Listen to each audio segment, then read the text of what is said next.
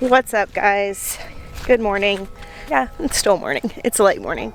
I actually had to run into town first thing this morning, so I did not get to make my normal morning trip out to the barn. Maya was here milking, and I've been going out and checking, typically like during milking times with him, on my eggs and on Fern. But since I wasn't here, I am now walking out here to do that. It is a beautiful day, late winter, feeling very springy. Hey girl. Hey pretty girl. Got some scratches.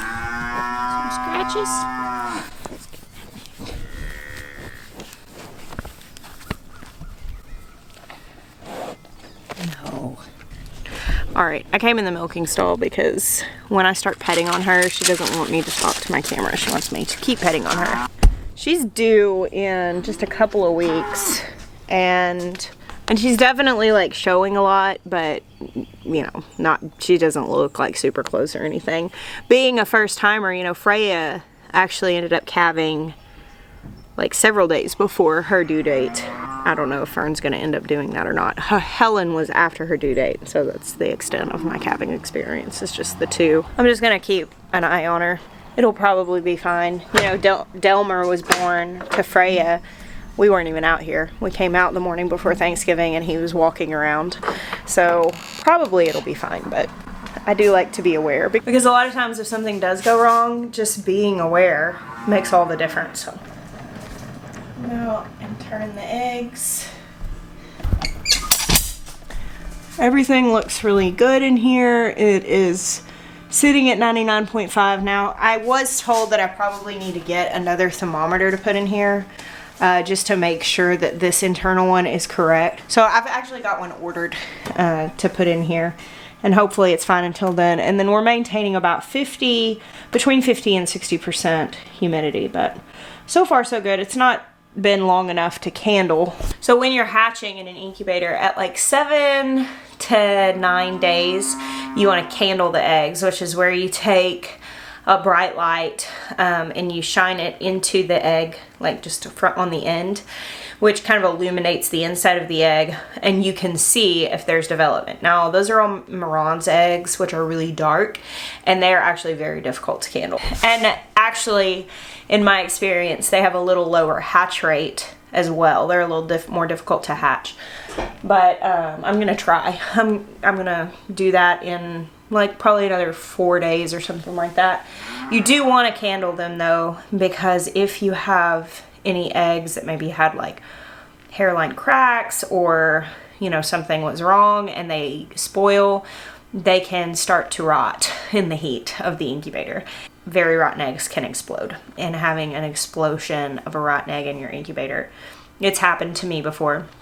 If you're ever going to hatch out just a whole lot, it can happen. But I really like to try to candle between like day 7 and 8-ish. 9 is as long as I like to push it. And that way, if I've got anything that's obviously not developing, I can take it out and eliminate the risk of nasty egg explosions. Again, I'm probably prematurely like double checking this as well as double checking Fern. There's really not that much to look for. There's not that much to do. But I feel like if you know, lay eyes on her every day, I can kind of have some comparison as she starts to progress. And the same thing with my incubator. Obviously, I want to catch it if maybe it stopped heating or something like that.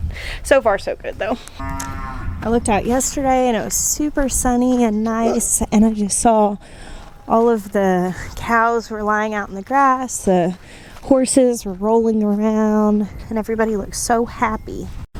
Nothing was killed here. You guys see the detritus of wing clipping of the turkeys. We let them out a couple weeks ago and they ended up in my garden. So we cut their flight feathers. Looks kind of tragic, but it's actually not. Look at all my dandelions though. They're everywhere. Hey girly. Hey Freya. Pretty girl. Freya has turned out to be such a good milker. We really like her. She's very sweet too. And here's Helen, the diva, Jeremiah's favorite. The other day, he and I were kind of embracing in the garden. I swear she was just shooting me daggers. And there's a big bow hanging out.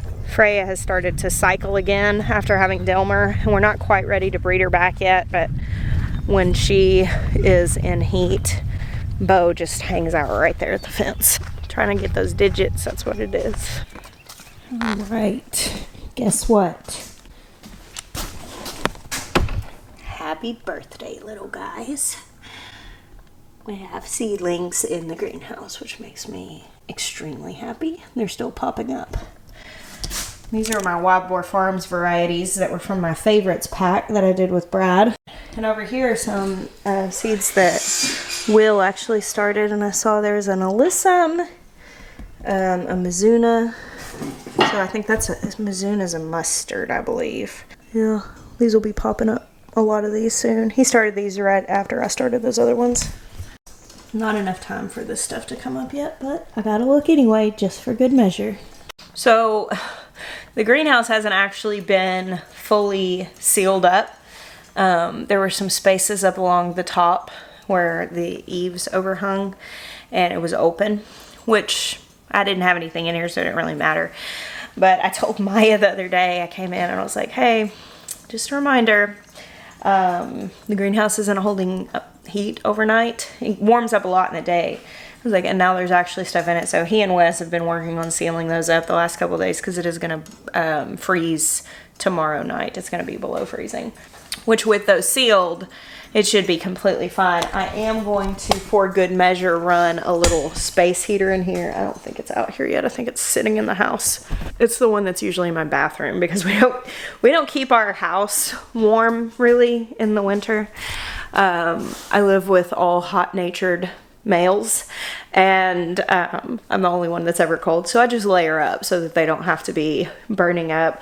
But my one concession is I run a space heater in my bathroom because I cannot handle getting out of the shower and being cold, so I'm having to give up my space heater for my seedlings. It's an act of love. Look at Toast. She's asking for some affection. I want to show you something. She sure is a pretty kitty though, huh? You wanna wipe your shoes?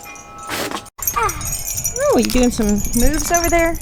You know what? I was trying to figure out where I was going to put these statues in my garden. So these are what the boys picked out for me for my Christmas gift. Got an eagle. Well, Mom, can we go figure out where to put Grogu? Grogu? Right yeah, now. why don't you grab him? We'll take him in the side by side. Just be careful. And then this I'm really excited for. It's got some pollen in it right now. I'm actually going to dump this out because I think it's supposed to freeze tonight. It's got the flower top and then the herons on the bottom. So the boys picked this because I get so excited when I see the heron on the pond. And because when a bald eagle came to our property and fished on our pond, I got excited too. I do love bald eagles, it's true. And we got this for a joke. But you might have gotten a little excited about that, huh? Yeah, I liked it. I was the one that picked it out. Yeah, I guess. The bigger giant one. But we got this one because it'll be funny. Dad probably said, let's not do the big giant one, huh? Because he said it will be funny watching it in the plants. Oh, yeah. I told him, I said it would be funny watching it like hiding in the plants. Yeah. So it's actually the following day from the first half of this video. Where are you going to put him? I don't know, Benny. I was thinking maybe you could place him. Find a place for him. Maybe out here in the cottage garden. You could maybe put him like right under the edge of the fountain, or you could put him like he's hiding behind one of the benches and he'll be peeking out over there, or maybe by one of the green stalks. Right there. Oh, he looks like a cute little guy there, huh? When Robbie gets big enough, can we plant him right here? When who? Robbie? I'm not sure that Robbie is an outside plant. Maybe we could ask our friends on our videos and they could tell us. Let's show them. Okay. Robbie. Okay, let's shut the door and keep the warmth in. I went to a plant nursery today. Can you tell? There's quite a few plants in here. You want to show them, Robbie? Hey, we could show them the mommy plant. Okay, so I got this today at a nursery. And I have had one of these before, but it's always been a house plant. And I'm planning on this being a house plant, or maybe hanging on a pavilion when it's nice outside. But Benjamin saw that you could take the little offshoots of the spider plant and put it in a cup. And so he Oh, goodness, poor Robbie. We just planted him 15 minutes ago, so obviously needs a little more help. There we go. Maybe you should let him sit in the water and soak up the water and get a little more. You don't want to go too deep. Get the roots in. It's really more important that he gets in the water and that soil gets good and damp. Can we give him one of these? He's in one where I put him. He doesn't need his own. Teach your kid to garden. It'll be worth it. He's gonna have opinions. Robbie. So Ben is asking if Robbie could be planted under the fountain. I don't think that's a very good place for him, but maybe we could ask our friends if they've ever planted those plants outside. I think the problem with under the fountain is that area gets very wet. So that's why I have those Louisiana irises there now, because you have to plant something that likes a lot of water, because the fountain splashes when it's functioning. Wait, the plant that absorbs water that was in the bath, where is that? The plant that absorbs water that was in the bath. Gosh, you have a good memory. There was a papyrus plant sitting in the bath last year. That was planted down by the pond. I planted it right by the pond because it absorbs water. Oh. So that one's not going to work. That one got really big. That's an aloe vera. That one you don't want to give too much water either. So today I went and I got some flats of lettuce. And I got this. For my green stalk. I got some herbs. I'm gonna put some of those.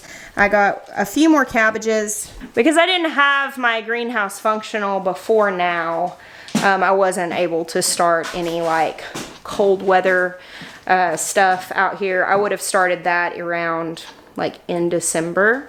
The end of December to plant that out at the appropriate time. Like now is the appropriate time for me to be planting out like brassica starts. If you wait much longer than this, if you live in a place like I do that gets really hot really quick, they won't have time to develop before they go to seed. So I just went today. If you find a local nursery, I'll tell you guys if you're local, I went to the Seven Oaks, I think it's called Seven Oaks Plant Store.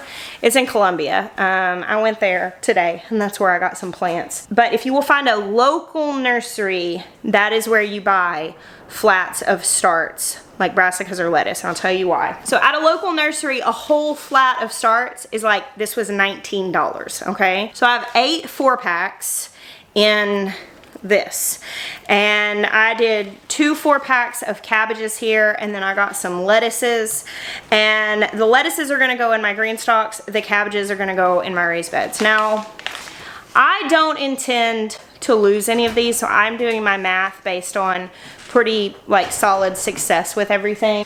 You know, there is some learning curve in gardening. In the beginning, you might spend some money on things that don't necessarily make it, but you get to the point, there's always gonna be things that are out of your control, but you get to the point that you buy something and you can kind of do your math on overall success.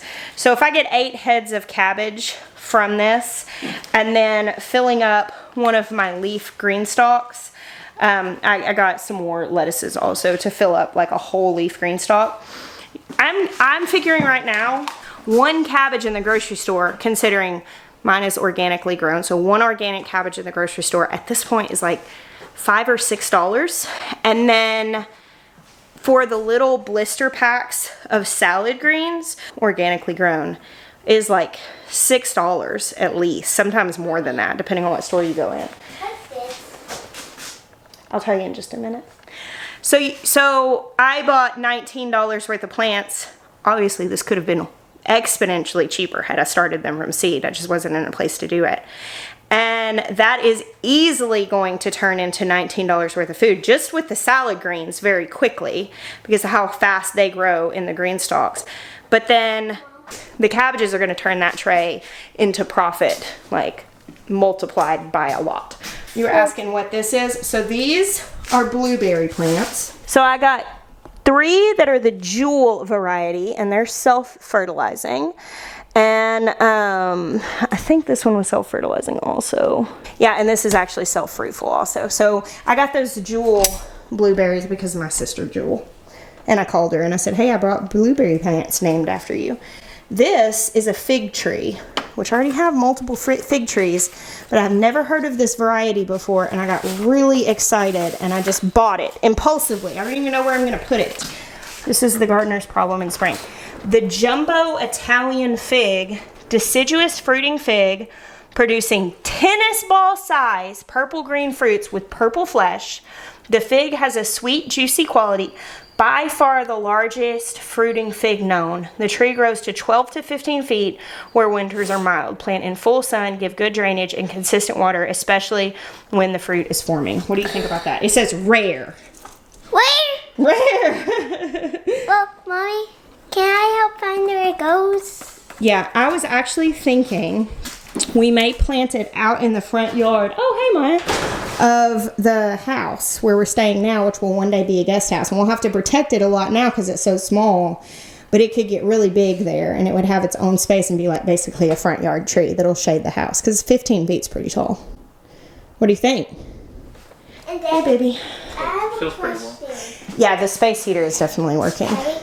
Yeah, so I got this thing. I got it on Amazon, and it hooks up to your phone on Bluetooth. It doesn't stay hooked up. Maybe you can troubleshoot. Maybe it's not supposed to. I basically come out, and it gives me the record of the temperature, but it's not like I can check it from my phone if I'm not close. Too far away. Yeah, and the Wi-Fi doesn't come out here. But I looked at the temperatures on my phone last night and this morning, and it got pretty warm in here today, but it dropped a lot when I started unloading those plants because I was in and out the door. But it's warming back up, so I feel good. How cold was it last night? We're still kind of trying to see how this greenhouse is going to do as far as now that it's sealed more, which you haven't caulked it yet. Yeah, there's still more to do. There's some leaking, but not nearly like what it was. And it's definitely warmer in here. It's like, oh no, it's like 20 degrees warmer in here than outside. I know. How cold did it get last night? Oh, I was going to look at that. Because I plugged the heater in last night. You plugged it in last night? Oh yeah. It only got down to 62. So it's good. It's about 16 Celsius. And I'm pretty sure it got down to like 45 Fahrenheit, like That's 7 Celsius last degrees, night. which is So it's okay. maintaining about 20 degrees. So it's good for That's fine. That'll do. But I'll finish the ceiling. The thing is like it's gonna freeze tonight. Honestly, we don't need too much heat out here because we don't want it too hot during the day, and it's sunny during the day. But I feel good about it freezing in the wee hours tomorrow that these plants aren't gonna suffer. All right, well, we have church to get to. Thank you guys for hanging out with us yesterday. Giving Grogu a home in the garden under the fountain. Oh, is that what you did? Yeah. All right, guys. We bless you. Until next time. Until next time.